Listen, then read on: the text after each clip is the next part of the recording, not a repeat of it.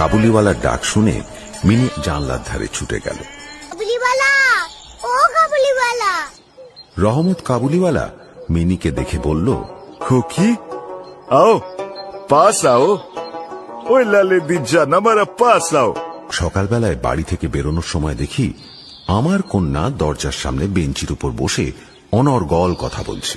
তুমি কি জানো চাঁদ মামা কোথায় থাকে?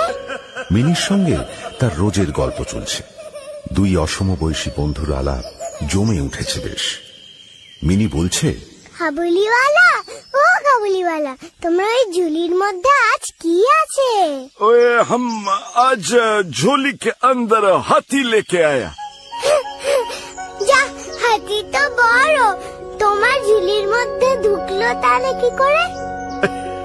চল বেটা, এবার তোর কি শাস্তি হয় দেখ। ব্যাপারটা কি? আর কি বলবো, এই যে কি করেছে দেখুন না বাবা। তোর তো এবার জেল হবে। কাবুলিওয়ালা, ও কাবুলিওয়ালা, তুমি শ্বশুর বাড়ি যাবে? সেখানেই যাচ্ছে খুকি। পাহারাওয়ালা রহমতকে নিয়ে চলে গেল। আমি মিনিকে নিয়ে ঘরের ভেতরে চলে এলাম।